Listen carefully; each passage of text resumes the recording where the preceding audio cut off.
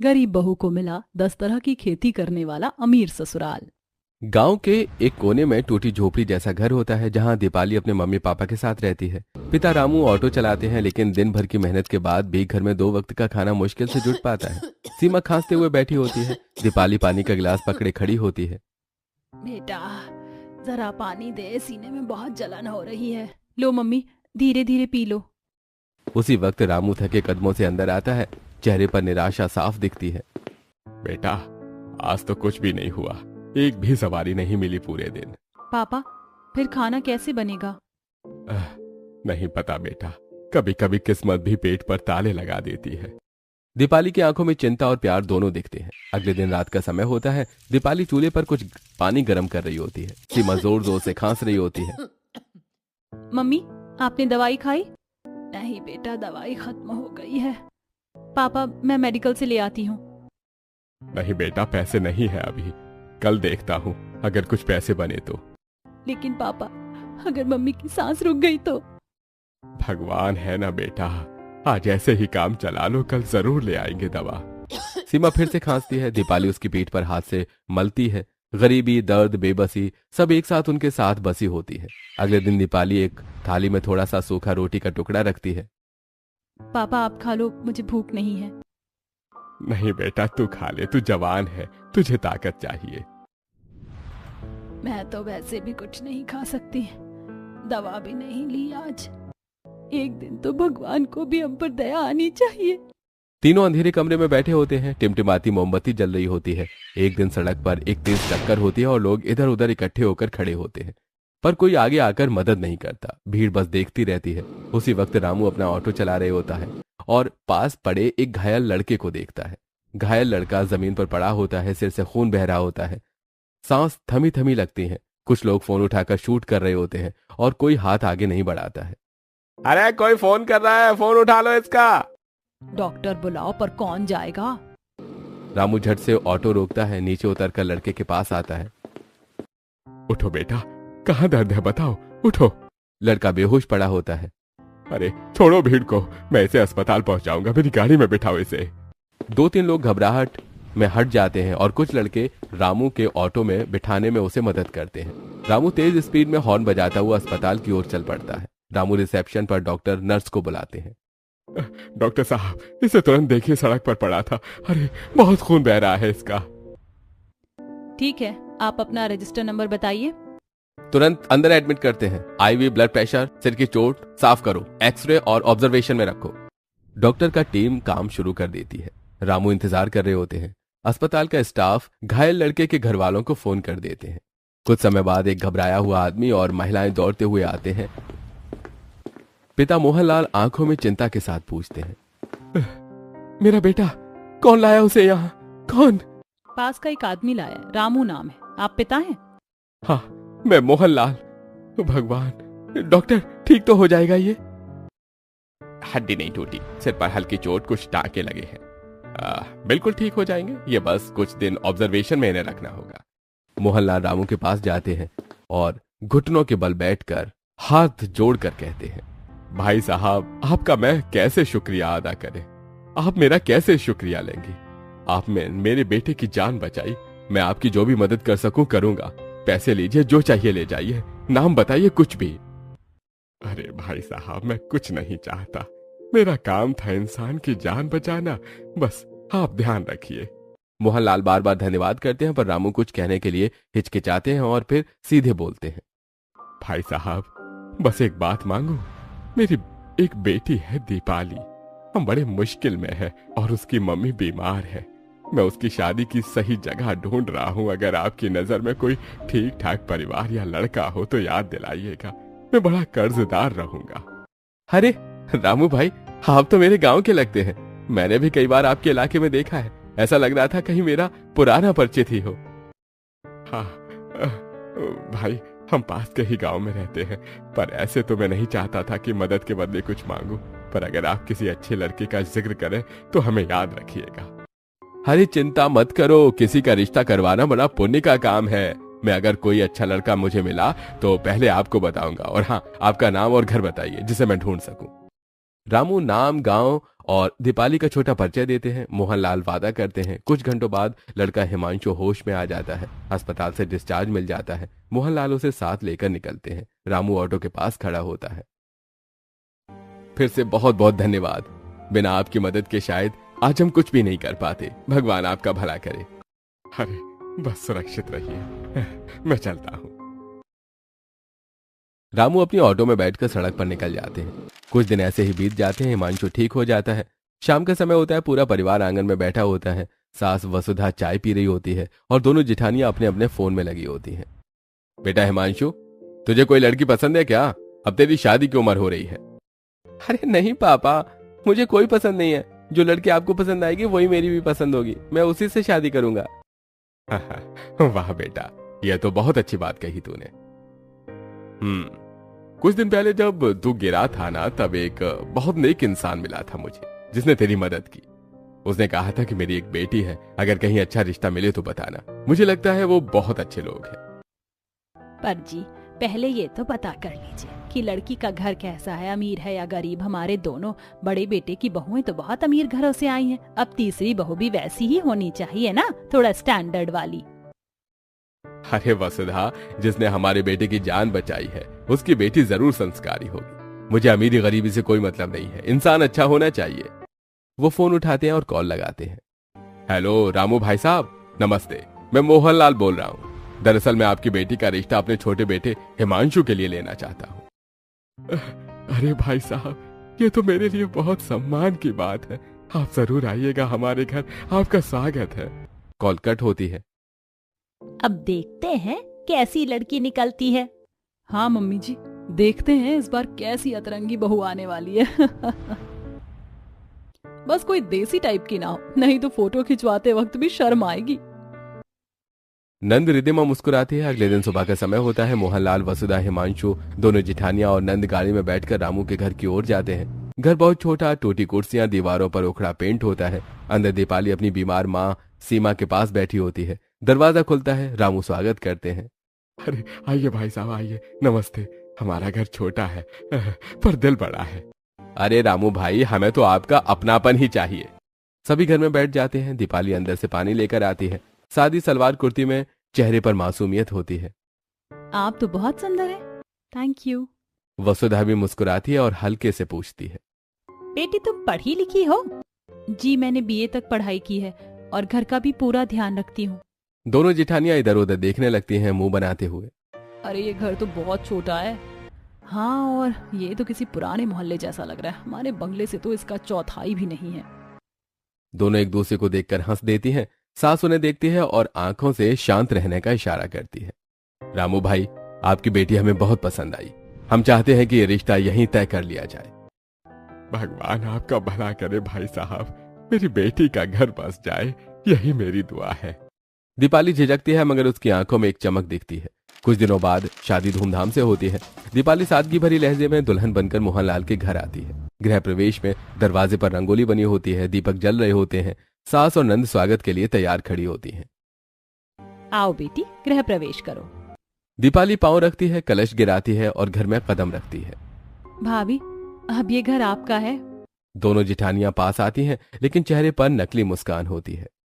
देखो बहन, अब हमारे बंगले में भी देसी खुशबू आएगी। हाँ, अब हमारे घर का लेवल नीचे ना चला जाए कहीं। दीपाली सुन लेती है और मुस्कुराकर सबका आशीर्वाद लेती है। देख रही हो बहुएं, असली बहू वही होती है जो संस्कारों से भरी हो, अमीरी से नहीं, दिल से घर बसता है। हिमांशु अपनी नई दुल्हन को देखकर मुस्कुराता है। दीपाली, अब ये घर तुम्हारा है और मैं हमेशा तुम्हारे साथ हूँ।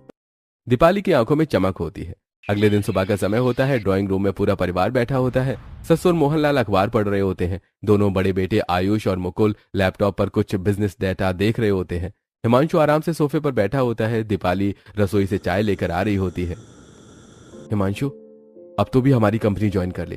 तेरी शादी भी हो गई है और बहुत टाइम ऐसे ही निकल गया।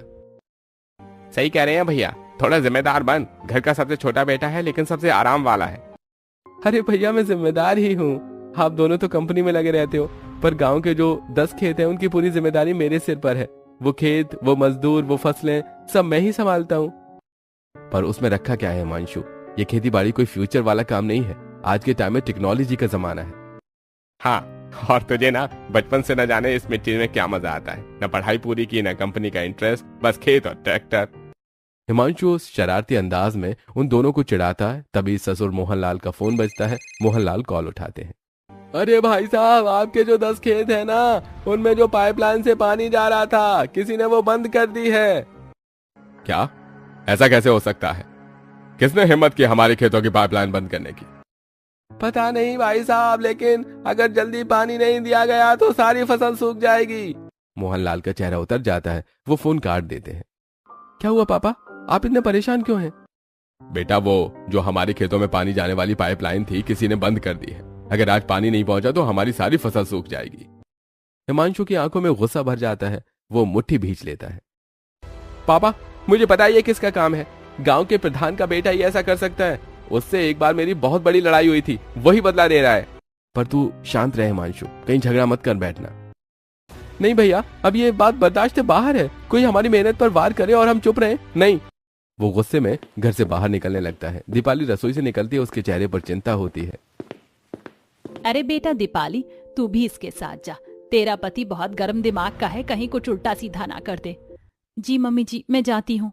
दीपाली तुरंत अपना दुपट्टा ठीक करती है और हिमांशु के पीछे भागती है। गाड़ी स्टार्ट हो जाती है। भैया को तो बहुत तेज गुस्सा आ गया है। सही है मम्मी, आपने भाभी को भेज दिया। हे भगवान, सब ठीक करना, हमारी फसल और परिवार दोनों को बचा लेना। गाड़ी खेतों की ओर तेजी से निकलती है। सामने प्रधान का बेटा राघव खड़ा होता है। उसके हाथ में एक डंडा होता है और चेहरे पर अकड़ साफ दिख रही होती है। मुझे पता ही था ये तेरी ही करतूत है राघव। अब सीधा मेरे खेतों में पानी चला दे, वरना देख लेना तेरा बहुत बुरा हाल कर दूंगा मैं। अच्छा जी, क्या करेगा तू है? याद है ना, उस दिन भी तो ऐसे ही आया था और तुझे धूल चटाकर भेजा था। आज फिर भी वही हाल करूंगा। दोनों एक दूसरे के करीब आते हैं। माहौल गर्म हो जाता है। राघव की नजर में ताव है और हिमांशु की आंखों में गुस्सा होता है। तभी दीपाली बीच में आ जाती है। भैया रुक जाइए, आप दोनों झगड़ा मत कीजिए। हमें किसी से लड़ाई नहीं चाहिए। हमें बस इतना बताइए कि आपको हमसे क्या चाहिए। दोनों दीपाली की ओर देखते हैं और थोड़े शांत हो जाते हैं। भाभी जी, मुझे ऐसे कुछ नहीं चाहिए। बस उस दिन जो हमारी लड़ाई हुई थी उसकी माफी चाहिए। पहली गलती इसने की थी। भैया, इनकी तरफ से मैं माफी मांगती हूँ। कृपया आप हमारे खेतों में पानी चला दीजिए, वरना सारी फसल सूख जाएगी, बहुत नुकसान हो जाएगा। राघव कुछ पल के लिए चुप रहता है, फिर मुस्कुराते हुए बोलता है, अरे ठीक है भाभी जी, आपकी वजह से ही पानी चालू कर रहा हूँ, वरना इस हिमांशु को तो मैं छोड़ता नहीं। वो अपने आदमी को इशारा करता है, पाइपलाइन चालू करो। पानी की धारा बहने लगती है। खेतों में पानी का शोर गूंजता है और सूखी फसलें भीगने लगती हैं। हिमांशु और दीपाली दोनों खेत में घूम रहे होते हैं। दीपाली हैरान होकर इधर उधर देखती है। अरे वाह, आप लोगों की तो 10-10 तरह की खेती है। मुझे तो ये बात पता ही नहीं थी। और आप लोग इतने अमीर हैं, ये भी नहीं पता था। हाँ, ये 10 तरह की खेती हमने बस ऐसे ही लगाई है। असल इनकम तो हमारी कंपनी से आती है। ये खेत तो हमारे दादा की जमीन है, खाली पड़ी थी, तो मैंने सोचा कुछ नया किया जाए।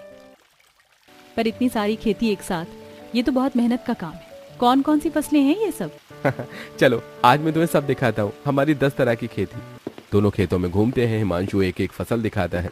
दीपाली की आंखों में चमक आ जाती है। फूलों की खेती, सूरजमुखी, गुलाब और गेंदा के खेत महक रहे होते हैं। कितना सुंदर लग रहा है, जैसे पूरा खेत मुस्कुरा रहा हो। गन्ने की खेती लहराते हरे हरे गन्ने की फसल। अरे ये गांव के बच्चों को हम फ्री में देते हैं। सब्जियों की खेती, टमाटर, बैंगन, मिर्च, लौकी की कतारें। अनाज वाली खेती, बाजरा, गेहूं, मक्का, एक साथ झूमते खेत दिखते हैं। सर्दियों की सब्जियां, साग, मेथी, बथुआ। अरे ये तो मम्मी जी की फेवरेट है। मशरूम, मटर, कॉर्न और ब्रोकली की खेती। ये शहरों में चलते हैं हेल्दी फूड के नाम से, तो मैंने भी इसे ट्रिक किया। आयुर्वेदिक पौधों की खेती, तुलसी, गिलोय, अश्वगंधा, बांस की खेती। ये तो बहुत अलग है। धान, पानी से भरे खेतों में लहराती धान की फसलें दिखती हैं। नर्सरी की खेती, रंग बिरंगे पौधे और पेड़ के छोटे पौधे होते हैं। दीपाली चारों ओर देखकर मुस्कुराती है। हिमांशु, ये तो बहुत कमाल की चीज है। इतनी सुंदरता, इतनी मेहनत, आपको इस पर गर्व होना चाहिए। अरे फायदे का तो कुछ नहीं होता इससे दीपाली, पर गांव के लोगों को फायदा हो जाता है। जो भी सब्जियां या पौधे चाहिए हम फ्री में दे देते हैं। हमारी जमीन यूं ही बंजर पड़ी रहती तो बेहतर है, इससे कुछ उगता तो है। और जो हमारे घर में सब्जियां आती हैं वो सब यहीं की होती हैं, ताजी और प्योर। अब समझी क्यों आपको खेती से इतना प्यार है, क्योंकि ये सिर्फ जमीन नहीं, आपके दिल की लगन है। दोनों खेत के बीच में चलते हैं। अगले दिन सब लोग रिश्तेदार की शादी में जाते हैं। बड़ा सा फंक्शन हॉल में चहल पहल हो रही होती है। सब लोग तैयार हो रहे होते हैं। दोनों जेठानियां वैशाली और प्रियंका एक कोने में बैठी गपशप कर रही होती हैं। दीपाली हल्के से दूर खड़ी सब देख रही होती है। सास वसुधा और नंद रिधिमा वहीं पास में खड़ी होती हैं। अरे वैशाली, देखना वो नई बहू कैसे तैयार हुई है। लगता है किसी गरीब गली से सीधा पार्टी में चली आई। हाँ दीदी, उसके पास तो ड्रेस भी ठीक नहीं होगी। ऐसी बहुएं तो गांव में भी ना दिखती होंगी। अमीर ससुराल मिल गया, लेकिन ठाठ तो वही गरीबों वाले हैं। दीपाली ये सब सुन लेती है। आंखें थोड़ी नम हो जाती हैं, लेकिन कुछ नहीं कहती। वो चुपचाप जाकर कोने में खड़ी हो जाती है। तभी सास और नंद वहां आ जाती हैं। वैशाली, प्रियंका, बहुओं को एक दूसरे के बारे में ऐसी बातें नहीं करनी चाहिए। दीपाली अगर गांव से आई है तो क्या हुआ, अब इस घर का हिस्सा बन चुकी है। मम्मी जी, हम तो बस मजाक कर रहे थे।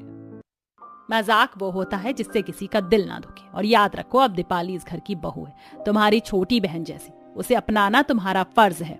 नंद रिधिमा आगे आती है और दीपाली का हाथ पकड़कर मुस्कुराती है। भाभी, आप दिल से बहुत अच्छी हैं, इसीलिए घर आपको जरूर अपना लगेगा। मैं तो पहले दिन से ही आपकी दोस्त हूँ। दीपाली हल्की सी मुस्कुराती है। कुछ दिनों बाद घर में एक बड़ी पार्टी की तैयारी हो रही होती है। दीपाली के साथ वसुधा खुश होकर उसके कमरे में जाती है। हाथ में एक गिफ्ट बॉक्स होता है। दीपाली बेटा, ये ड्रेस मैंने तुम्हारे लिए लाई है, तुम इसे पार्टी में पहनना, बहुत सुंदर लगोगी। सच मम्मी जी, बहुत बहुत धन्यवाद, मैं अभी ट्राई करती हूँ। दीपाली ड्रेस अपने कमरे में रख देती है। तभी दोनों जेठानियां वहां आती हैं। अरे वाह, मम्मी जी ने तुम्हें इतना अच्छा गिफ्ट दिया, दिखाओ तो जरा।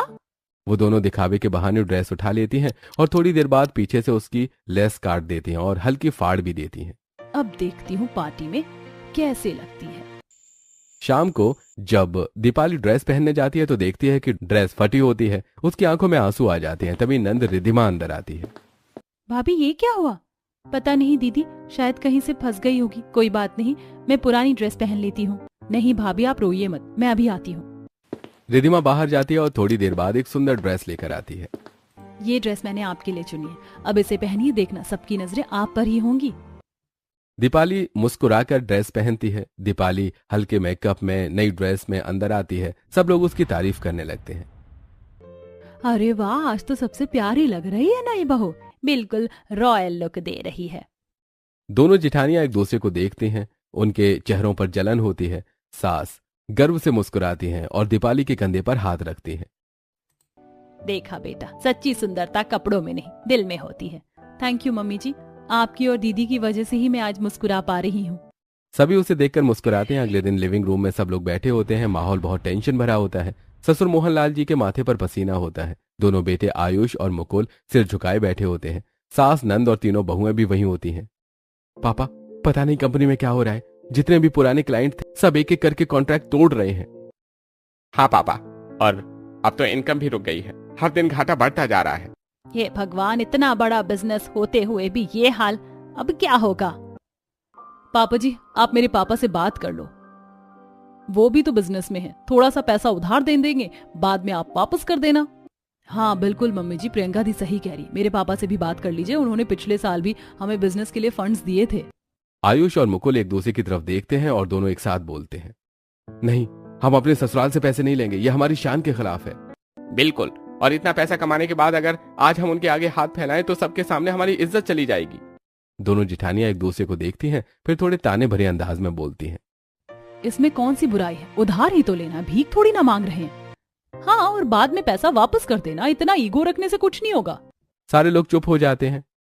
तभी दीपाली धीरे से आगे आती है। उसकी आवाज में सादगी और आत्मविश्वास होता है।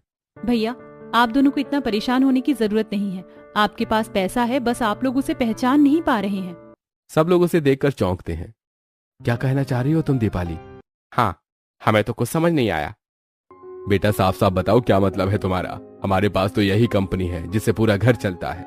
नहीं पापा जी, ये इकलौता जरिया नहीं है आपके पास। आपके पास तो 10 तरह की खेती है जिसे आप लोग बस शौक से करते हैं। सब लोग एक दूसरे की तरफ देखने लगते हैं। थोड़ी देर सन्नाटा रहता है। आपके पास आयुर्वेदिक पौधे हैं, ऑर्गेनिक सब्जियां हैं, फूलों की खेती, फल, गेहूं, चावल, शहद, औषधीय जड़ी बूटियां और वो ड्रिप फार्मिंग वाला खेत भी। ये सब अगर आप मार्केट में भेजो तो कितना मुनाफा हो सकता है। लेकिन बेटा, इससे हम पैसा कैसे कमा सकते हैं? खेती से तो सिर्फ खाने भर का ही अनाज निकलता है। पापा जी, आप इतने बड़े बिजनेसमैन हैं, आपको आइडिया तो मुझसे बेहतर आना चाहिए। देखिए, आपके पास जो हर्बल पौधे हैं उन्हें आयुर्वेदिक रिसर्च सेंटर को भेजिए। ऑर्गेनिक सब्जियां और फुल सुपरमार्केट चेन में सप्लाई कीजिए। जो फूल हैं उन्हें एक्सपर्ट को दीजिए, आपकी खेती को ब्रांड बना दीजिए शर्मा ऑर्गेनिक्स। सभी लोग धीरे धीरे दीपाली की ओर देखने लगते हैं, जैसे उनकी आंखों में नई उम्मीद की चमक उठी हो। अरे वाह बेटा, ये तो बहुत बढ़िया ख्याल है। ये सोच तो हमारे दिमाग में कभी आई ही नहीं। सच कहा वसुधा, ये बात तो हमने कभी सोची ही नहीं थी। बेटा दीपाली, तुम्हारा ये आइडिया कंपनी को नई जान दे सकता है। दोनों बेटे उठते हैं और दीपाली की तरफ मुस्कुराकर देखते हैं। दीपाली, तुमने तो हमारी आंखें खोल दी। अब हम खेती को बिजनेस मॉडल बना देंगे। सही कहा, अब हम किसी से पैसे नहीं लेंगे, अपनी मिट्टी से ही सोना उगाएंगे। सभी खुश होकर ताली बजाते हैं। सास दीपाली को गले से लगा लेती है। देखा, भगवान ने हमें कैसी बहू दी है। गरीब घर से आई है लेकिन सोच अमीरों जैसी। दोनों जिठानियां मुंह बना लेती हैं, एक दूसरे की तरफ देखते हुए। अब तो सारा क्रेडिट इसी को मिल जाएगा। हाँ, हमेशा हीरो बन जाती है ये। अगले दिन सुबह का समय होता है। दीपाली अपने सास ससुर और पति हिमांशु के साथ खेत से लौट रही होती है। सबके चेहरे पर खुशी होती है क्योंकि उनकी आधी खेती अब मार्केट में बिक चुकी होती है और सब्जियां, फलों और अनाज की अच्छी कीमत मिली जाती है और कंपनी भी ठीक होने लगती है। दीपाली बहू, तूने तो कमाल कर दिया। इतनी समझदारी से खेती का बाट किया कि गांव वाले भी खुश और हमारी कंपनी भी संभल गई। हाँ, इस बार तो तेरे हाथ की मिट्टी ने भी सोना उगा दिया। बहू, भगवान करे तेरी जैसी सोच हर घर में आए। अब तो हमारी कंपनी फिर से खड़ी हो जाएगी और ये सब दीपाली की मेहनत की वजह से है। अरे नहीं मम्मी जी, पापा जी, ये सब लोगों के आशीर्वाद और हिमांशु जी के भरोसे से ही हुआ है। मैंने तो बस अपना फर्ज निभाया है। सब खुश होकर अंदर चले जाते हैं, लेकिन पीछे खड़ी दोनों जिठानियां एक दूसरे को देखकर मुंह बनाती हैं। देखा बहन, ये गंवार बहू तो अब घर की लाडली बन गई है। हमने इतने साल मेहनत की पर किसी ने हमें कभी धन्यवाद तक नहीं कहा। सही कहा दीदी, घर वाले तो हमारी राय तक नहीं पूछते और अब इस नए जमाने की देसी बहू की तारीफें करते नहीं थकते।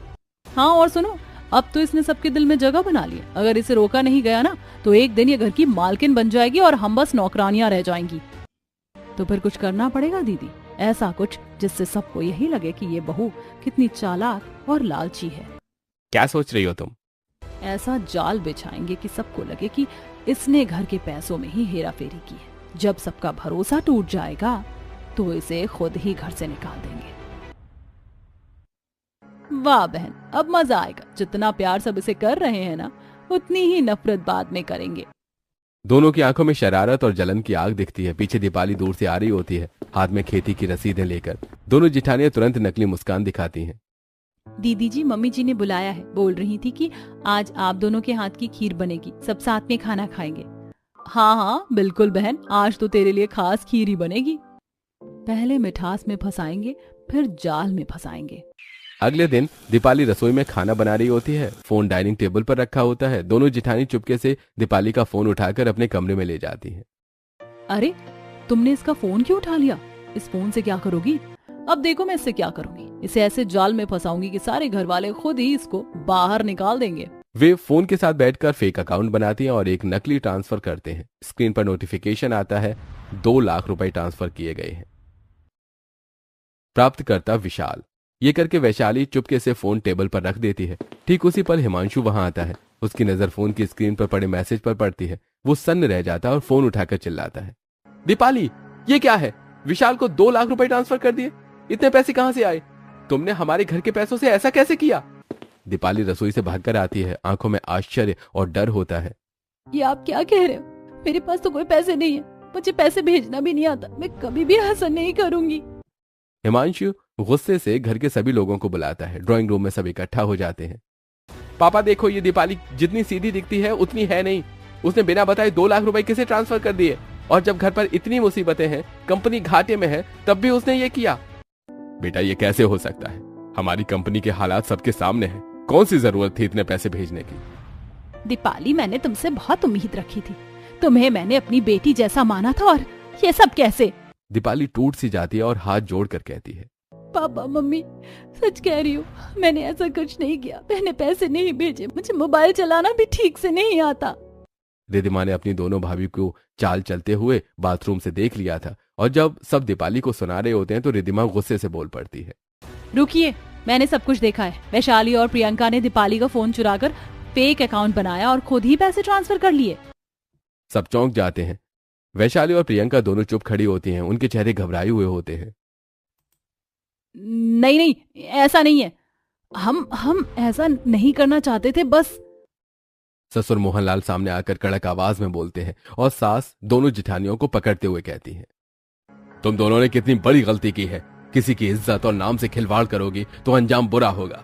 तुमने घर की शांति तोड़ी है। तुमने घर से विश्वासघात किया है। मैंने तुम्हें अपनी बेटी माना था, पर तुमने उसे ही गिराने की कोशिश की। जिठानियां शर्मिंदा होकर नीचे सिर झुका लेती हैं, धीरे धीरे अपनी गलती मानने लगती हैं।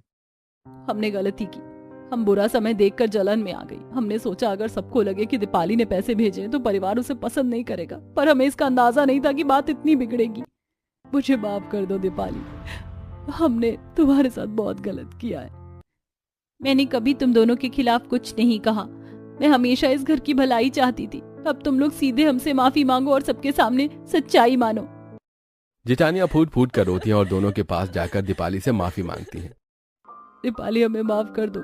हम अपनी गलती पर बहुत शर्मिंदा हैं और अब हम तुम्हें अपने परिवार का हिस्सा मानेंगे। तुम दोनों ने घर में दरार डालने की कोशिश की, ये बात मैं बर्दाश्त नहीं कर सकता। पर अगर तुम सच्चे दिल से माफी मांगती हो और उससे सीखती हो तो घर की मर्यादा और रिश्ते फिर से जोड़े जा सकते हैं। दीपाली, तुमने कभी इस घर का अपमान नहीं किया। तुमने हमेशा सबका साथ दिया। हमें तुम पर गर्व है। हिमांशु पहले गुस्से में होता है, फिर सच्चाई जानने के बाद दीपाली की ओर झुकता है और हाथ पकड़कर माफी मांगता है। दीपाली, मुझे माफ कर दो। मैंने तुम पर शक कर लिया। मैं तुमसे माफी मांगता हूँ। दोबारा ऐसी गलती कभी नहीं करूंगा। कोई बात नहीं, गलती से भी इंसान सीखता है। मैं भी आप सबका साथ चाहती हूँ।